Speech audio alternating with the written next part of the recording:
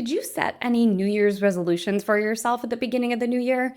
Just behind physical health, financial health was the second priority for most Americans who set New Year's resolutions, according to Forbes. If improving your financial health was on that resolutions list, but you've had a hard time sticking to it, then stay tuned because I'm going to be covering different ways that you can achieve those financial resolutions. If you're new here, my name is Lindsay. I'm a certified financial therapist, licensed social worker, author of the book, The Financial Anxiety Solution, and I help people at the intersection of money and mental health so they can use money in a way that works for them and feels good. New Year's energy can be so exciting to kind of be out with the old and in with the new. So many of us write out these beautiful New Year's resolutions or create these stunning vision boards, but none of that really matters if these goals don't matter to us because most people give up on their New Year's resolutions just a few weeks later. That same Forbes survey that I mentioned earlier revealed that most resolutions start to trail off in February, just a few weeks into the new year,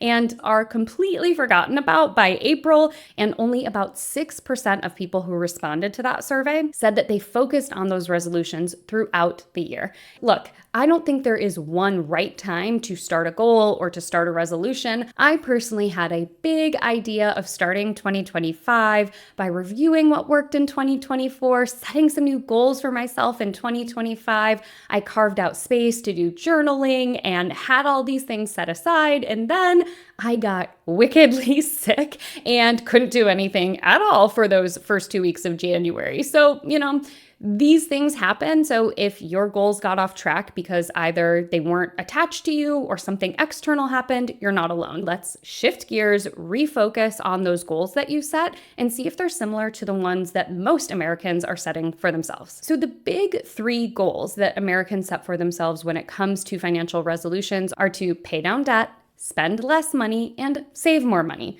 Which, when I hear those things, the through line or the commonality is you have to know how much money is coming in, how much is going out, and what different areas you can tweak. Notice I said what areas can you tweak, not follow this specific template exactly as written from somebody else who wrote it 40 years ago. No. We want to make sure that you have a system that works for you. So for all of these, you need to know what's coming in and what's going out, and you have to have some sort of way to track that. Maybe you look at your banking app regularly. Perhaps you have connected it to software that aggregates your credit cards, your checking account, and you can see it all in one place. And for some of you, you might be good old-fashioned pen and paper or Excel sheet people. No matter what, you just have to find a way that works for you. So let's get into the first one, which is to pay down debt. Paying down debt is so important when it comes to our financial health because most of the time, our debt comes along with interest that we are paying, meaning we are not just paying back the money that we borrowed, whether on a credit card, a consumer loan, or a car loan. We are also paying the money that we borrowed plus interest. And the interest is where we really get into trouble. The general rule of thumb is that if you have multiple debts, you want to focus on paying off any debt that is 6% or higher and continuing to meet those minimum payments on debt that's 6% or lower. The idea behind why financial experts often throw this rule of thumb out is that you can make more money in the market, aka investing in your retirement or a Roth IRA or something like that, because on average, the market will return more than 6% interest. If you only have one debt that you are focusing on, or you are fortunate enough to only be paying back one particular loan or one particular credit card, then the good news is you can focus all of your extra financial energy toward that debt. Now, if you have multiple lines of credit or multiple debts that you owe, you're going to need to do a little bit of legwork, and then I'll give you different ways that you can attack that debt in a way that works for you. First, gather all of the information about those different debts. You're going to be looking for 3 specific pieces of data from all of the different loans or debts that you have. The first one is the minimum payment, which is how much money do you have to pay every single month in order to keep that account in good standing. So that's the first data point. The second data point is the total amount owed. How much total do you owe toward that particular debt? And then the third thing is the interest rate. how much interest, what is the percentage that you are paying on that debt. So those are the 3 data points you need from every single debt that you owe in order to take the next step. Once you have that information, then you get to decide which of the 3 methods makes the most sense for you to pay back that debt. There's a snowball, an avalanche, or an emotions-based one. As always, I want you to think about what is the most right for you. So the snowball method means paying the minimum payments on every single debt that you owe. And then if you have anything additional, putting it toward the account that has the lowest total balance. And the idea here is once you pay off that lowest total balance, it will give you that, endorphin rush to say you accomplished that thing. And then you can put the amount of money that you were putting toward the lowest total payment toward the other ones. Hence this idea of a snowball. Once you pay off one, it becomes easier to pay off the others. The next one is called the avalanche. This one is the one that is the most financially correct because you are paying the highest interest rate debt first. So when you're ordering those this time, you're going to order them in order of the highest interest rate owed, put any additional extra money that you can toward that highest percentage rate, and then work your way down from there. And the last option that you can use is the emotions-based one. When you look at the different loans or the different debts that you owe, do any of them come along with like a heavy pit in your stomach or frustration? And if so, then that is the debt that you should focus on first. So again, the options are snowball, avalanche, or emotions-based. You choose which one works for you. Resolution number 2 is to spend less. When I hear spending less money, I'm often reading in between the lines and I'm thinking spending less money on things that I don't care about or I feel badly about. And if that's you, that's okay. So we want to have a spending swap ready so that when you are spending less on something, you are moving toward replacing that spending with another healthy habit. If you need to feel excitement without engaging in that semi-annual sale, you can do things like eat dark chocolate, eat spicy food, watch a comedy special, or engage in consensual sex. You can't see my dog because she's off camera, but she is very actively letting me know she needs oxytocin, which is also known as the love hormone. We can get this love hormone by doing random acts of kindness, by having a long, deep conversation with a friend, or by snuggling, cuddling a pet. That's an option to feel love instead of opening your wallet. If you need to feel happy without adding to cart, you might be looking for serotonin. If you're like me and you're in the northern hemisphere, make sure you get some daylight every single day because we know that when we get some sunlight daily, it really helps boost our mood. You can also move your body. Remember that 15 minutes of movement is enough to get some of those benefits. So whether it is making sure that you're kind of marching it in place at your standing desk, going for a walk around the block, even doing things like arm circles, there are so many different accessible ways to make sure that you're moving your body. Or you could try doing a gratitude practice. Every single day at the end of the day, I write down 3 things that I'm grateful for. They could be as broad as I'm grateful for seeing the sunshine today, or they could be as specific as I'm grateful that I finally scratched that big work project off of my to-do list. If you need to take the edge off and relieve some pain or feel a sense of accomplishment without that costly massage or high cost of entry race,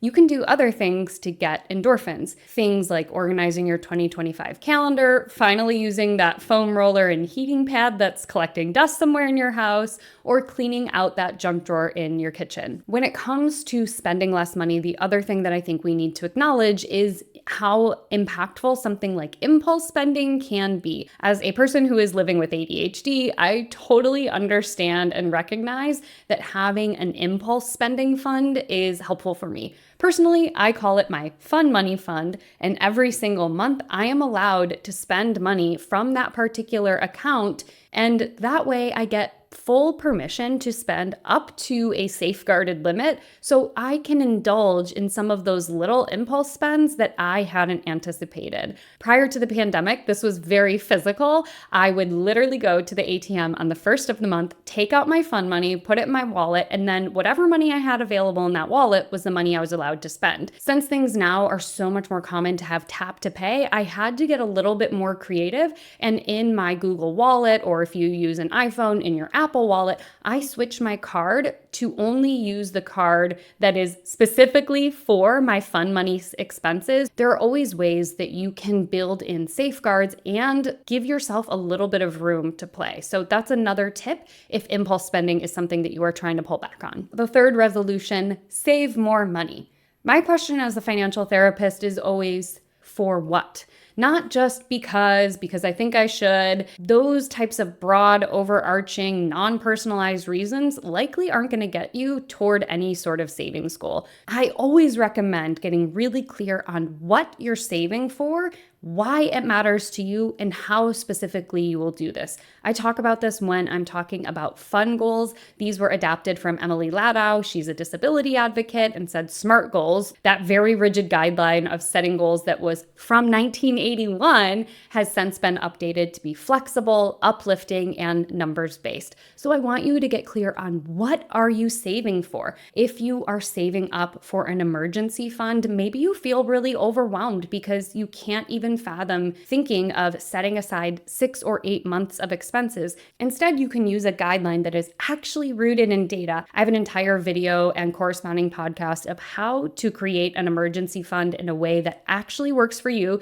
that doesn't have those grandiose and hard to reach goals. Maybe you're saving up money for yourself. You are absolutely allowed to save up money so that you can spend it on something. Right now, we are in heightened political chaos. Every time I open my phone or get in the car and the radio comes on, my nervous system is flooded with all of this frightening and overwhelming news and information. So maybe this year is the year that you decide, I am going to focus on saving up money so that I can take a long weekend somewhere where I can put my phone on airplane mode and just be fully present. That is also a fantastic option. So maybe you decide you're going to set aside $100 a month for 6 months and take a trip in the summer. You get to decide, but you are allowed to practice radical self-care. And that means saving up for something that feels really good to you so that you can treat yourself in the future and know that it's not going to come with any sort of financial hangover or a huge credit card bill that you don't know how to pay. I'm a big fan of making sure that if you are saving up money for something,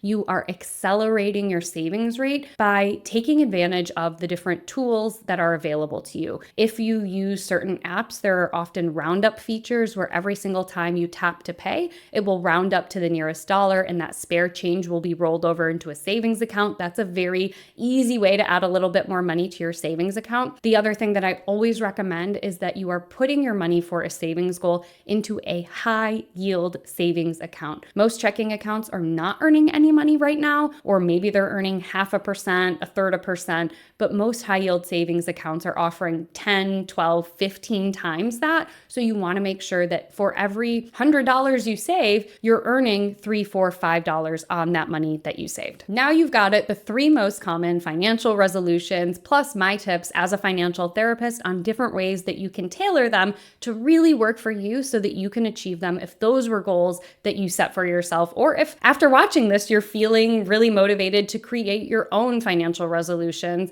I have an entire video on how to actually set financial goals so they stick. So if you loved this and want more, you can watch that. And if you prefer to read your content, as always, I will link a blog in the description or in the show notes if you're listening to this in podcast form. Good luck, happy resolution or happy goal setting, and I'll see you next time.